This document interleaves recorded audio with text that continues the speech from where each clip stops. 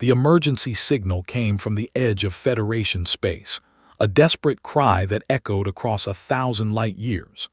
Ambassador Krelvex of the Tauranian Empire stood on the bridge of the diplomatic vessel Harmony's Promise and watched the message play for the third time.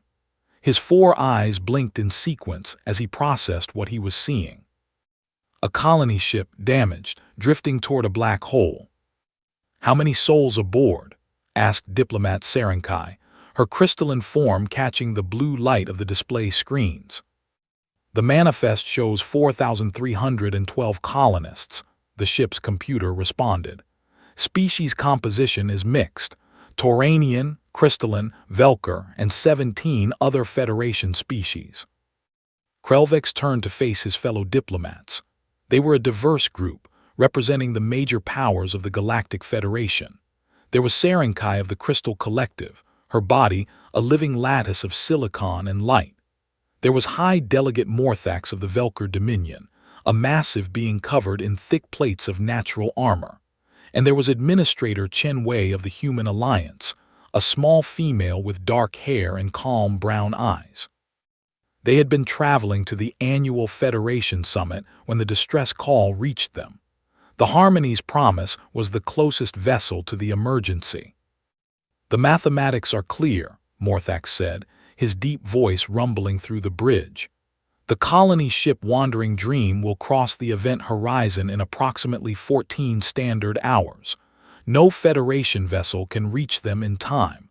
No Federation vessel except us." "We are a diplomatic ship," Serenkai observed. "We carry no rescue equipment. We have no trained emergency crews. What can we possibly do?" Krelvex felt his secondary hearts beating faster. This was a nightmare scenario. The Wandering Dream was full of innocent lives, families and children who had set out to build a new home on a distant world. Now they were going to die, and the Federation's top diplomats would watch it happen. "We have to try something," Administrator Chen said. Her voice was quiet but firm. "We cannot just watch them die." "Human sentiment is admirable but not practical," Morthax replied. "The logical course is to document the tragedy and return to the summit. There we can discuss better emergency response protocols for the future." Chen Wei stood up from her seat. She was small compared to the other diplomats, barely reaching Krelvex's shoulder and looking like a child next to the massive Morthax. But there was something in her eyes that made the others fall silent. "With respect, High Delegate, that is not acceptable. There are over 4,000 people on that ship. They have names. They have families. They have dreams. We cannot abandon them to discuss protocols." "What do you suggest?" Serenkai asked. "We have limited resources, limited time, limited options." Chen Wei turned to the navigation display. The colony ship appeared as a small dot, drifting slowly toward the massive gravity well of the black hole. The math was brutal. 14 hours until the point of no return. The Harmony's Promise could reach them in 6 hours at maximum speed. "We go to them," Chen said. "We assess the situation, we find a way." "Find a way," Morthax made a sound that might have been a laugh. "Human optimism borders on delusion. The Wandering Dream is a colony ship. It masses over 2 million tons. Even if we could somehow attach our engines to theirs, we do not have enough power to pull them free." "Then we find another way." Chen's voice never wavered. "Captain, set course for the colony ship, maximum speed." The bridge fell silent. The captain, a Tauranian female named Vesari, looked at Krelvex for guidance. He was technically the senior diplomat aboard, representing the founding species of the Federation. Krelvex thought about what he had learned in his long career. He had negotiated peace treaties and trade agreements.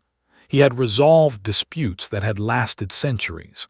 He had always believed that diplomacy was the highest calling, the art of finding solutions where none seemed possible. But this was different.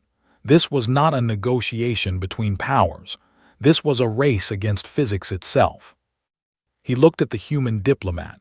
She stood there waiting, her small hands clenched at her sides. There was no calculation in her eyes, no political consideration, just a simple, burning need to help. "Set course," Krelvik said. "Maximum speed." Morthax made a noise of disapproval but said nothing. Sarinkai's crystalline form flickered with what might have been concern, but the ship turned and accelerated toward the dying colony vessel. During the 6-hour journey, Chen Wei did not rest. She pulled every piece of information she could find about the wandering dream, its systems, its damage, its remaining capabilities. She talked to the ship's engineers, asking questions that Krelvex would never have thought to ask. "The colony ship has 3 main engines," she reported to the other diplomats. 2 are completely destroyed. The 3rd is functional but damaged. It produces approximately 15% of normal thrust. "Not enough to escape the gravity well," Sarinkai calculated. "Not even close." "No," Chen agreed. "But the ship also carries 24 shuttlecraft. Each shuttle has its own engine, small but functional." Morthax leaned forward. "You are suggesting we use the shuttles as additional thrust. The mathematics still do not work. 24 shuttle engines would add perhaps another 5% to their total output." 20% total is still not enough, Krelvex agreed sadly. "I know," Chen pulled up another display, "but the Wandering Dream is a colony ship. It was designed to establish a new settlement. It carries construction equipment, mining lasers, fabrication units." "So," Morthax asked. "So we have 6 hours before we arrive and 8 more hours after that before they cross the event horizon. 14 hours total." Chen's eyes were bright. "In 14 hours, how much additional thrust can we build?" The other diplomats stared at her. The concept was so foreign to their way of thinking that it took time to process. Build thrust, manufacture engines, from raw materials. "That is impossible," Morthax stated. "No species can construct functional engines in 14 hours. Chen smiled. It was a small smile, tired but determined. "High Delegate, have you ever seen humans work when lives are on the line?" She began making calls. First to the Wandering Dream, speaking with their captain and chief engineer. Then to the engineering staff on the Harmony's Promise. Then, incredibly, to Earth itself, requesting technical specialists to provide remote guidance. Krelvex watched with growing amazement. The human was not accepting defeat. She was not even acknowledging it as a possibility. In her mind, the only question was how to succeed, not whether success was possible. "Ambassador Chen," he said during a brief pause in her frantic activity, "may I ask you something?" "Of course." Why do you refuse to accept the reality of this situation? The mathematics are clear. The physics are absolute. Even with your building and your planning, the odds of saving those people are very small." Chen looked at him with those calm brown eyes. "Ambassador Krelvex, do you know how humans first reached space?" "I have read the histories. Chemical rockets, I believe." "Yes, dangerous, inefficient chemical rockets. We strapped ourselves to tubes of explosive fuel and lit them on fire. We did this knowing that many would die, and many did die, but we did it anyway." She paused. "We did it because we are not good at accepting impossible. We look at impossible and we see a challenge. Those 4,000 people will not die today. I refuse to let them." Krelvex felt something strange stirring in his heart. It was an emotion he had rarely experienced in his centuries of diplomatic service. It took him a moment to identify it. Hope. The Harmony's Promise raced toward the Wandering Dream, and Administrator Chen Wei continued her impossible planning. And for the first time, Ambassador Krelvex began to believe that maybe, just maybe, the impossible might happen. The colony ship Wandering Dream looked like a wounded animal when the Harmony's Promise finally reached it. Great scars of blackened metal ran along its hull where something had torn through the structure. Debris floated around it in a slowly dispersing cloud. Emergency lights blinked in desperate patterns. Captain Vesari brought their diplomatic vessel alongside with careful precision. The Wandering Dream was enormous compared to their ship, a city in space that now drifted helplessly toward destruction. Establishing communication link, the communications officer reported. They are responding. A face appeared on the main screen. It was a Tauranian male, his 4 eyes bloodshot with exhaustion, his scales dull with stress. Behind him, alarms wailed and crew members rushed back and forth. "This is Captain Calmer of the Wandering Dream," he said. "We received your message about the plan. I must be honest with you. My engineers think you are insane." Chen Wei stepped forward. "With respect, Captain, we do not have time for sanity. We have 11 hours and 43 minutes before you cross the point of no return. What is the status of your fabrication units?" The captain blinked all 4 eyes in surprise. Most diplomats began conversations with expressions of sympathy and regret. This human went straight to practical matters. 3 units are functional. 2 more can probably be repaired." "Then let us get them repaired. I am sending you the specifications for emergency thrust modules. They are not pretty, they are not elegant, but they will produce thrust, and that is all we need." For the next 2 hours, the Harmony's promise became a floating command center. Chen Wei coordinated with incredible efficiency, directing teams on both ships. The other diplomats watched in fascination as the human woman transformed from a quiet administrator into something else entirely. She sent Tauranian engineers to work on the fabrication units. She directed crystalline technicians to harvest materials from the damaged sections of the colony ship. She had Velker workers using their natural strength to move heavy equipment into position. "Ambassador Chen," Serenkai observed, "you are treating this like a military operation." "I am treating this like what it is," Chen replied without looking up from her displays. "A battle against time and physics, and like any battle, we need organization, resources, and determination." Krelvex noticed something else. The people on both ships were responding to her leadership with growing enthusiasm. They were not just following orders, they were believing in the mission. A Tauranian engineer named Veltek reported that the first thrust module was ready for testing. It was an ugly thing, a collection of salvaged parts held together with emergency welds and desperate hope. But when they fired it up, it produced thrust. Not much thrust, but thrust. "It works," someone shouted. The cheer that went up from the engineering team was loud enough to be heard through the communication link. Chen Wei allowed herself a small smile. "Good, now make 9 more." The hours passed in a blur of activity. More thrust modules were built. Shuttlecraft were repositioned, and their engines linked to a central control system. Every piece of equipment that could produce any kind of force was evaluated and either integrated into the escape plan or set aside. But the mathematics remained grim. Morthax pulled Krelvex aside during a brief pause. "I have been monitoring the calculations," the Velker diplomat said quietly. "Even with everything they are building, we will fall short. The total thrust will reach approximately 87% of what is needed." Krelvex felt his hope fatting, 13% short. "Yes, close, remarkable honestly, but not enough." "Have you told Administrator Chen?" Morthax made an expression that might have been discomfort. "I have informed her of my calculations. She thanked me and went back to work. I do not understand her. She knows the numbers as well as I do. Why does she continue?"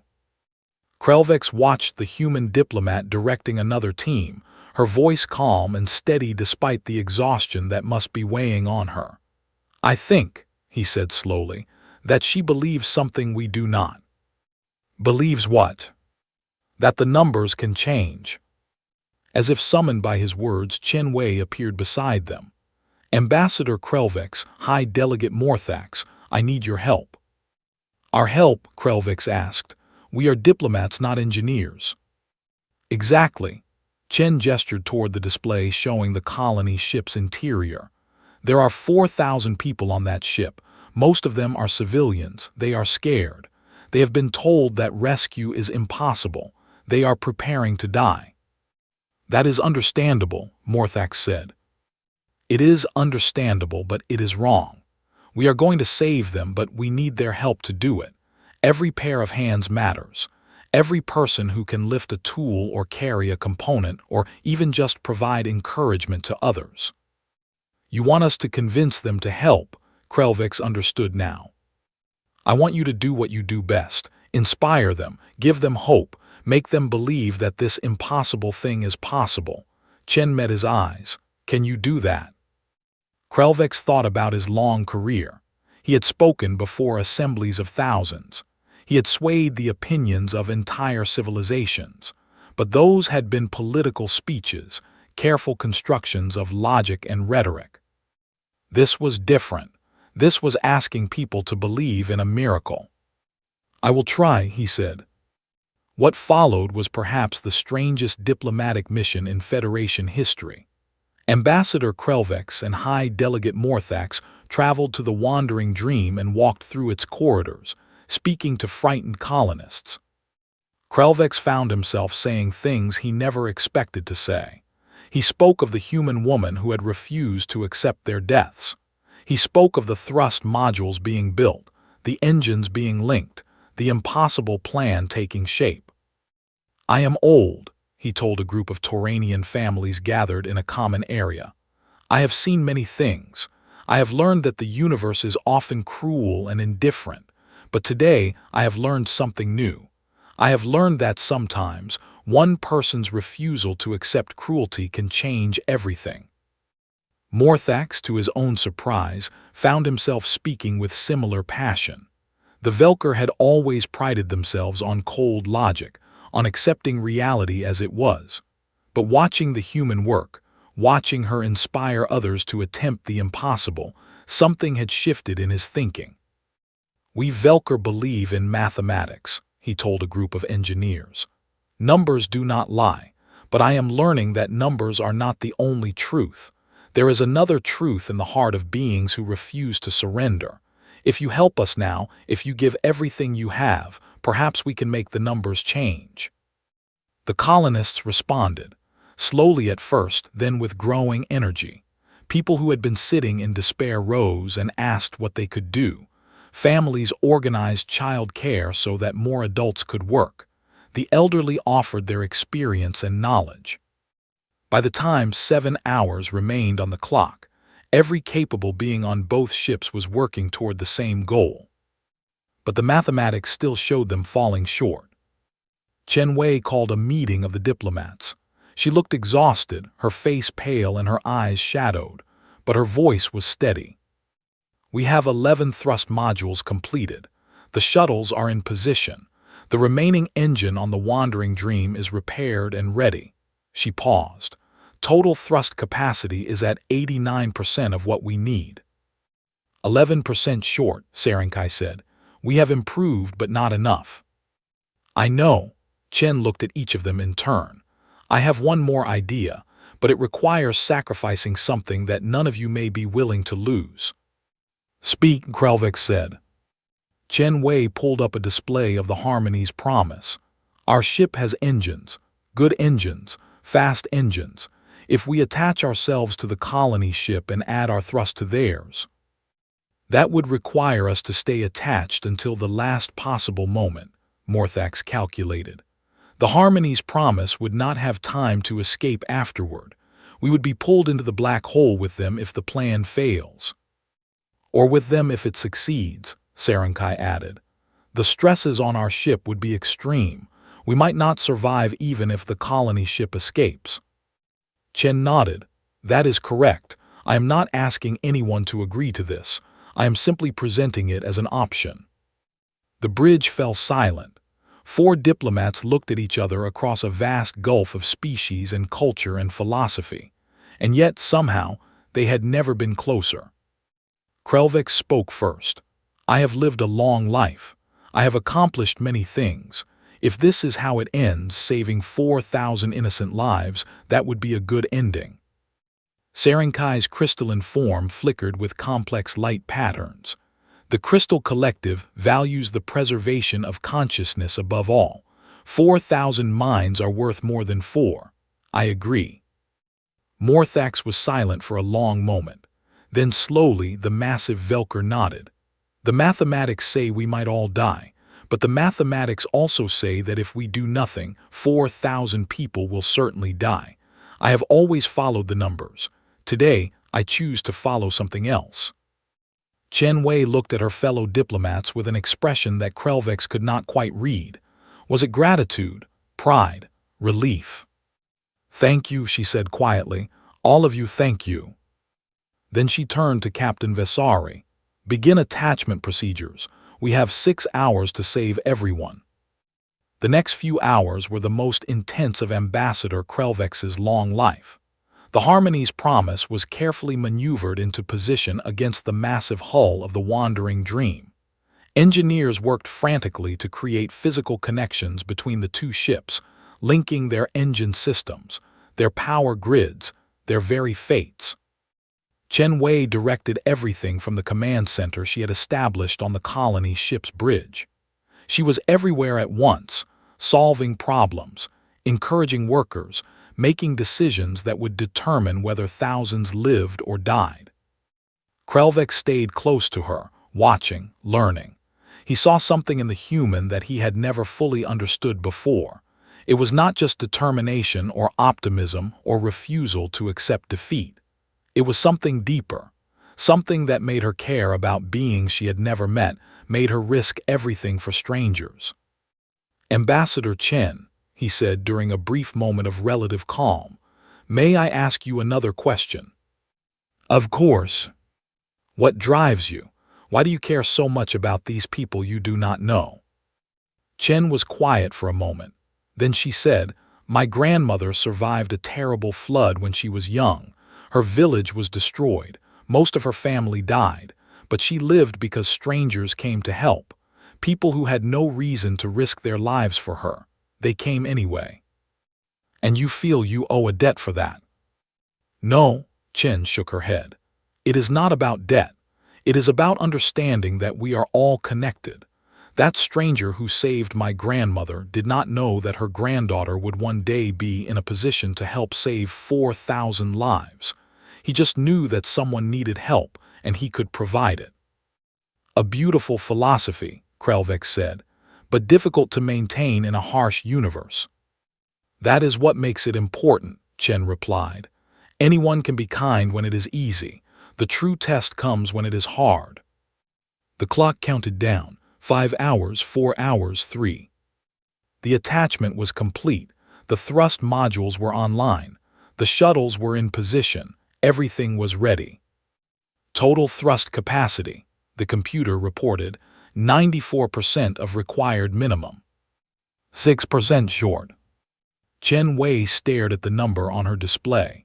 For the first time since this crisis began, Krelvex saw something like despair flicker across her face. They had done everything possible. They had worked miracles, and it still was not enough. "Is there nothing else?" Serenkai asked. "No other source of thrust?" "We have used everything," the chief engineer reported. "There is nothing left." Krelvex felt his heart sinking. After all this work, all this hope, they were still going to fail. The colony ship would cross the event horizon and everyone aboard would die, including them. Then Chen Wei's expression changed. The despair vanished, replaced by something intense and calculating. "The cargo," she said. "What?" "The Wandering Dream is a colony ship.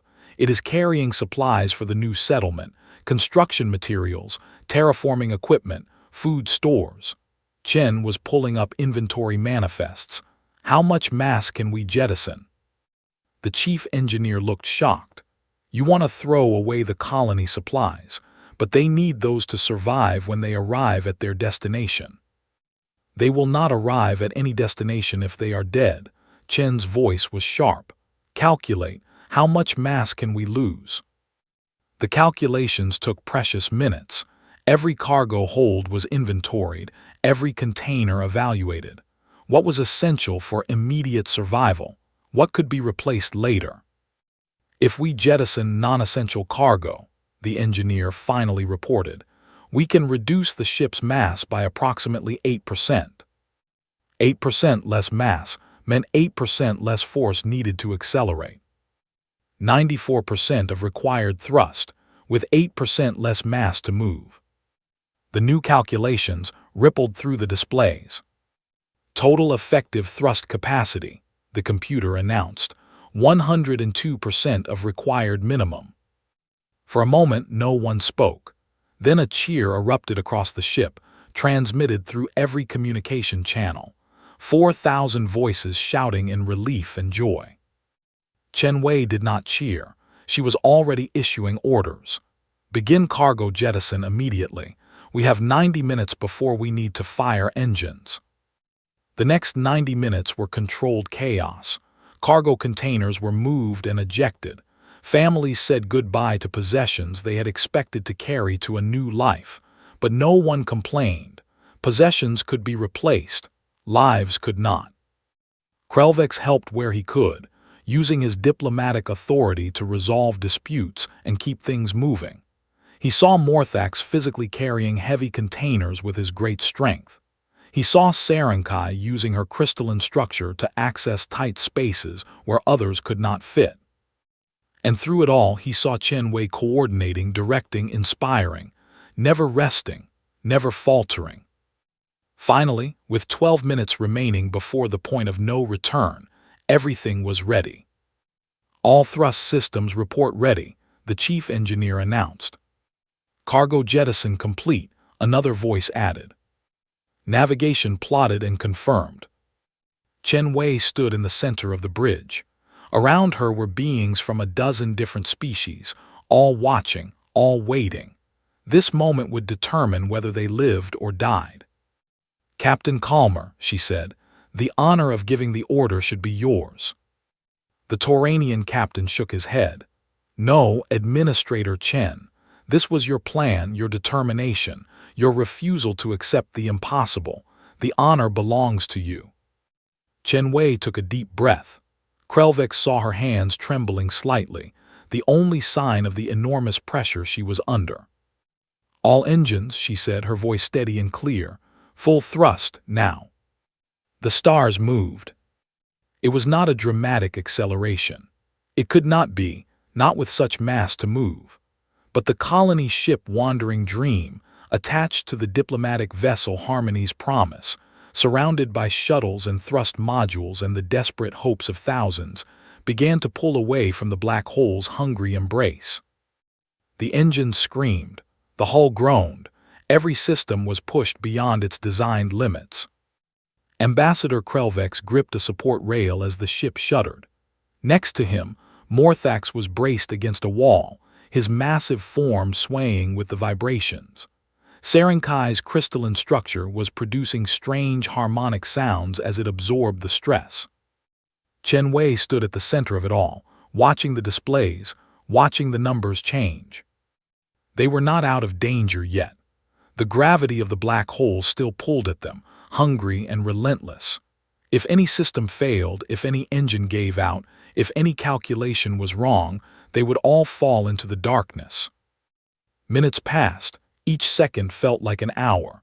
The distance between them and the event horizon slowly increased, meter by meter, kilometer by kilometer. Then finally, a new message appeared on the displays.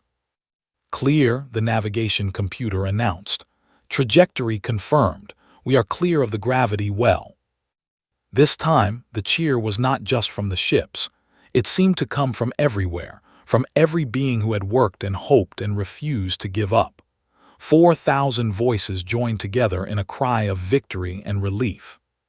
Chen Wei slumped slightly, and Krelvex moved to support her. The human woman looked up at him with exhausted eyes.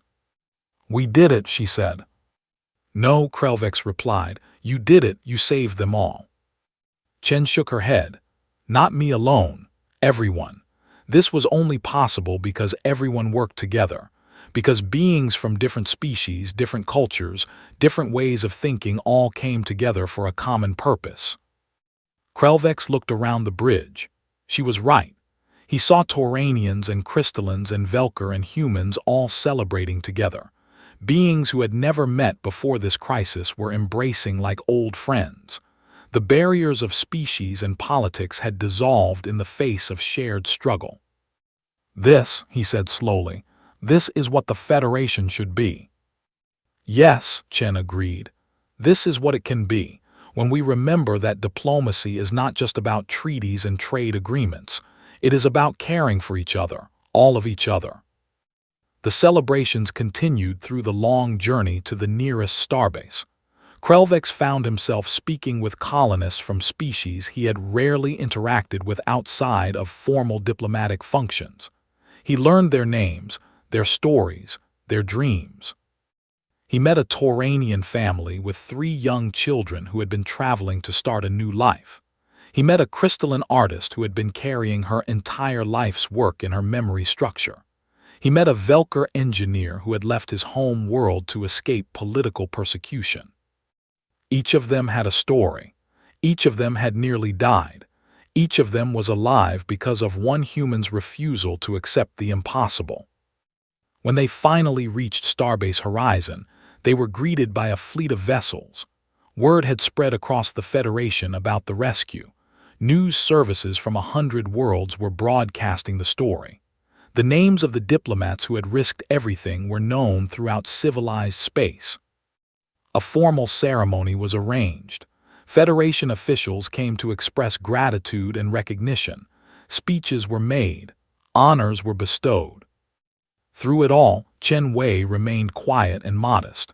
She accepted the recognition with grace, but clearly wanted to deflect attention to others. "I only did what any human would do," she said when pressed by reporters.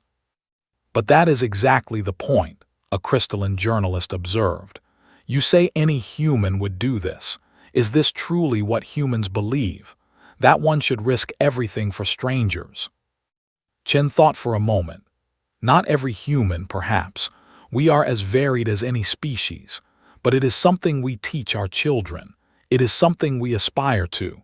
The idea that we have a responsibility to each other, regardless of whether we know each other personally. "This concept," Krelvex interjected, "is what we call compassion. We Tauranians have something similar, but I confess it is often limited to our own species, our own clans. What Administrator Chen showed us is something broader, a compassion that extends to all beings." The conversation that followed changed something in the Federation. The rescue of the Wandering Dream became more than just a news story. It became a symbol, a demonstration of what was possible when beings chose to care for each other. In the months that followed, Krelvex noticed changes throughout the diplomatic community. Treaties were negotiated with more consideration for all parties. Disputes were resolved with greater emphasis on mutual benefit. The harsh calculations of advantage and power were tempered by a new factor: compassion. He spoke with Morthax about this during a summit on Velker Prime. "I have been thinking about what we experienced," the Velker diplomat said. "My people pride ourselves on logic. We believed that emotion was a weakness, something to be overcome. But I have come to realize that emotion and logic are not opposites. They can work together." "How so?" "The logical thing to do when we received that distress call was to calculate the odds and accept defeat. But Administrator Chen refused to accept defeat because she cared. Her caring led her to find solutions that pure logic would have missed." Morthax paused. "I think perhaps we Velker have been too narrow in our thinking." Similar conversations happened throughout the Federation. The concept of human compassion, demonstrated so dramatically in the rescue, became a topic of study and discussion. Other species began to examine their own traditions, finding similar values that had perhaps been overlooked or undervalued. A new phrase entered the diplomatic lexicon: the Wandering Dream Principle. It referred to the idea that no being should be abandoned, that every life has value, that the strong have a responsibility to help the weak.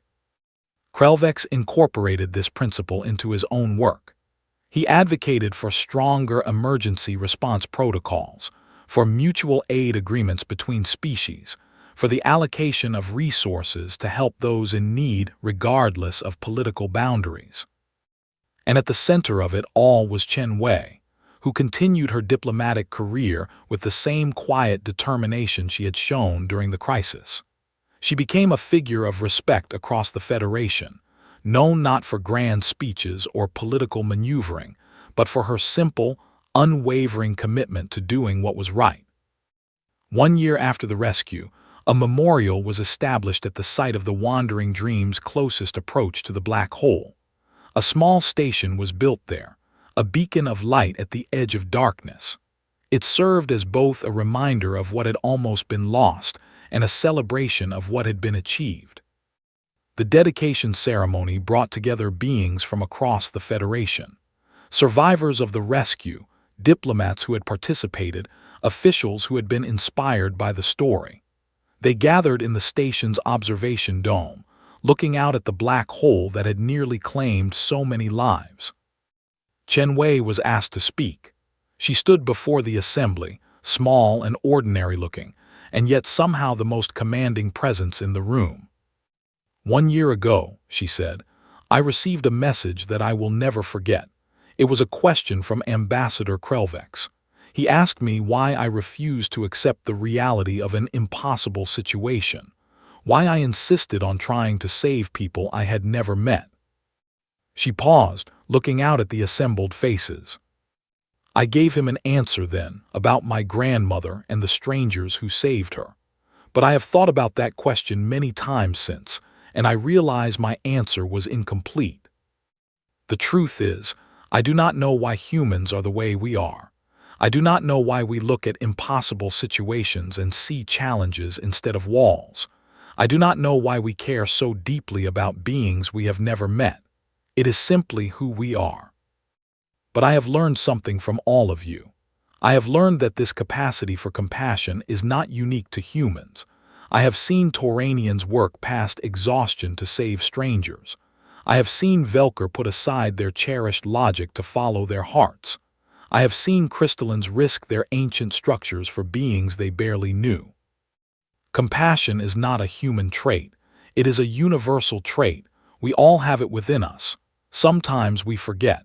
Sometimes we let fear or calculation or convenience make us forget, but it is always there, waiting to be remembered. What happened 1 year ago was not a human achievement. It was a universal achievement. It was all of us together choosing to be our best selves, and if we can do it once, we can do it again. Every time someone needs help, every time someone is in danger, every time the universe seems cruel and indifferent. We can choose compassion, we can choose to care, and when we make that choice, there is nothing we cannot overcome. The applause that followed was long and heartfelt, but more important than the applause was what came after. In the conversations and meetings and decisions that followed, the spirit of Chen Wei's words lived on. The Federation was changing, slowly, imperfectly, but genuinely changing. The old ways of calculation and advantage were giving way to something new, something better. Krelvex watched this transformation with wonder and gratitude. He had spent centuries believing that diplomacy was about balancing interests and managing conflicts. Now he understood that it could be about something more. It could be about bringing beings together, about building connections, about creating a galaxy where compassion was not just a nice idea but a guiding principle. And it had all started with one human woman who refused to accept the impossible. Years later, when Krelvex was old even by Tauranian standards, he was asked to give a lecture at the Federation Diplomatic Academy. Young beings from dozens of species gathered to hear him speak about his long career. He told them many stories, but the one they remembered most was the story of the Wandering Dream. He told them about the desperate message, the impossible odds, the small human diplomat who changed everything. What did you learn from that experience? A young crystalline student asked. Krelvex thought for a long moment. I learned that compassion is not weakness. I learned that caring for others does not make you vulnerable. It makes you strong. It gives you the courage to attempt what logic says is impossible. It gives you the determination to keep going when all hope seems lost. But most importantly, he continued, I learned that we are all connected. Every being in this galaxy is part of something larger than themselves. When we help each other, we are not just being kind. We are recognizing a fundamental truth about the nature of existence. The humans have a saying, no one is an island. They mean that we cannot truly separate ourselves from each other. Our fates are intertwined. Our joys and sorrows are shared. When one being suffers, we all suffer.